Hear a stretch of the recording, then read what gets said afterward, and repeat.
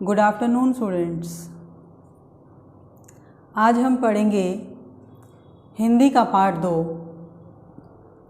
स्मृति, जो कि हमारी पाठ्य पुस्तक संचिन भाग 1 से अवतरित है। इसके लेखक श्री राम शर्मा जी हैं।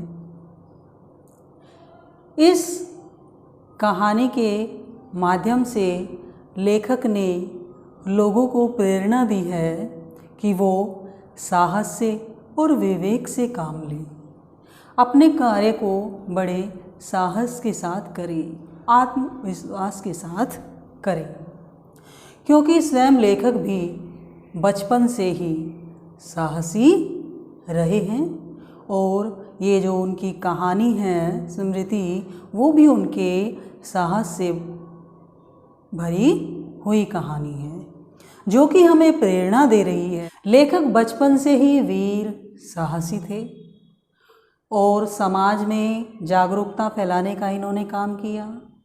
समाज की भलाई में अपना सारा जीवन लगा दिया। आंदोलन में भी बढ़ चढ़ कर के इन्होंने भाग लिया और इसी के रहते ये कई बार जेल भी गए। अर्थात हम कह सकते हैं कि लेखक श्री राम शर्मा जी शुरू से ही साहसी थे और समाज की भलाई के लिए कार्य करते थे और लोगों को प्रेरणा देते थे कि हमें साहसपूर्ण कार्य करना चाहिए। लेखक ने जो ये कहानी लिखी है स्मृति, उसके जो पात्र हैं वो इस चित्र के दायरे में आपको दिखाई दे रहे होंगे।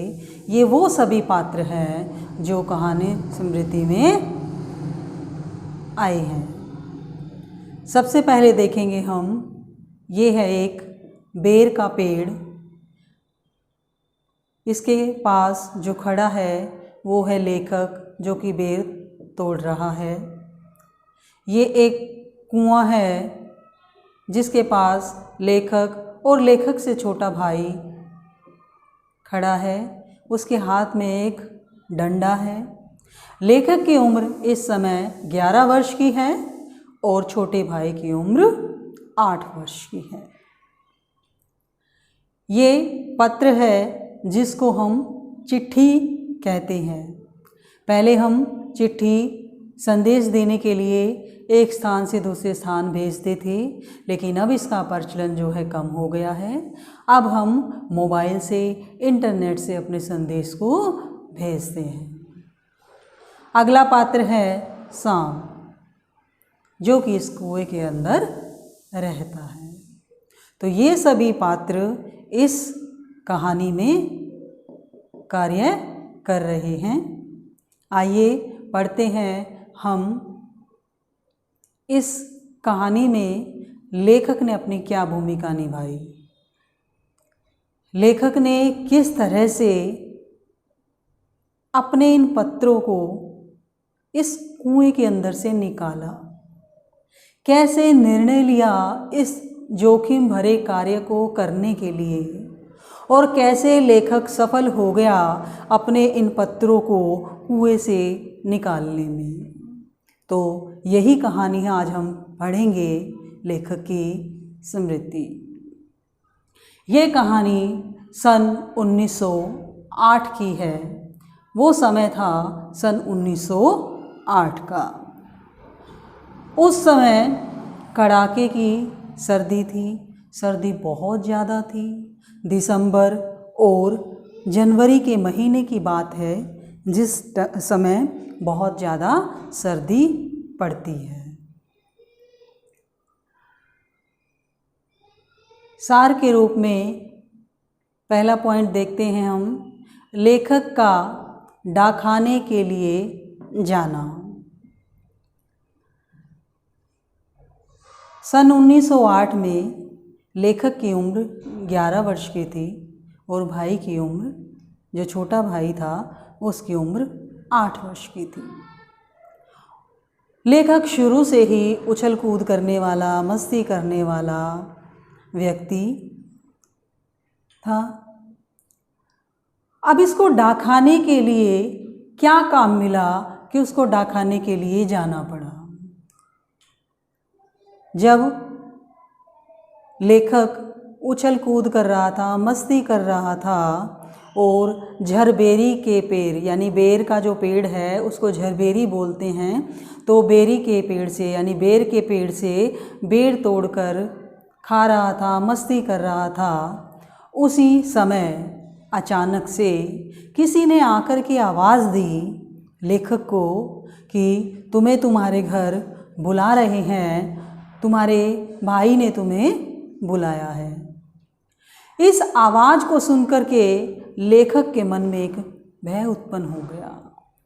लेखक ने सोचा कि घर क्यों बुलाया जा रहा है, क्या बड़ा भाई हमारी पिटाई करेगा, क्या हम मस्ती कर रहे थे, क्या देर से घर लौट रहे हैं इसलिए पिटाई होगी, क्यों बुला रहे हैं। पता नहीं कितने ही सवाल और जवाब लेखक के मन में उत्पन्न होने लगे। डर के मारे दोनों भाई धीरे धीरे घर की तरफ जाने लगे और घर में पहुंचकर देखा कि बड़ा भाई बैठा पत्र लिख रहा था और देखते ही दोनों भाइयों को आवाज़ दी कि इधर आओ। डर के मारे धीरे धीरे दोनों बड़े भाई के पास गए और बड़े भाई ने बिना पिटाई किए, बिना कुछ कहे कहा कि ये 3 पत्र हैं, तुम इन्हें मक्खनपुर पोस्ट ऑफिस में डाल कर के आओ, तुम्हें वहाँ डाल के आनी है। बस इतना सुना कि उनका सारा डर एकदम से जैसे गायब सा हो गया कि अब उनकी पिटाई बच गई, अब उनकी कोई पिटाई नहीं होगी। दोनों भाई उसी क्षण उसी समय हाथ में डंडा लेकर, धोतियों को सिर पर बांधकर, माँ से थोड़े से चने लेकर जो कि भुनवाने थे वो लेकर के चल दिए। रास्ते में जा रहे थे मस्ती करते हुए, उछल कूद करते हुए। तो ये कार्य मिला था लेखक को पोस्ट ऑफिस में पत्र डालने का, इसीलिए लेखक का डाकखाने के लिए जाना हुआ। तो ये था हमारा पहला पॉइंट कि लेखक डाकखाने के लिए किस लिए जा रहा था, क्या कार्य उसको मिला था, वो डर क्यों रहा था। ठीक है, तो ये था हमारा पहला पॉइंट, लेखक का डाकखाने के लिए जाना। दूसरा पॉइंट है कुएं में चिट्ठियों का गिरना। अब जो चिट्ठियाँ लेखक पोस्ट ऑफिस में डालने के लिए जा रहा था, अचानक से वो कहीं गिर गई। कहाँ गिर गई, क्या हुआ उसके साथ, देखें। अब जब रास्ते से जब लेखक चिट्ठियों को लेकर जा रहा था तो उसके धोती और कुर्ते में कोई जेब नहीं थी, तो उसने वो सारे पत्र अपनी जो सर की टोपी है उसके नीचे रख लिए थे। तो धीरे धीरे जब जा रहा था गांव के रास्ते से, तो इतनी जल्दी जल्दी जा रहा था कि 4 पग में ही फलांगे मार मार के वो रास्ते को नाप रहा था। रास्ते में जाते जाते एक कुआं पड़ा जो कि गांव के अंदर ही था।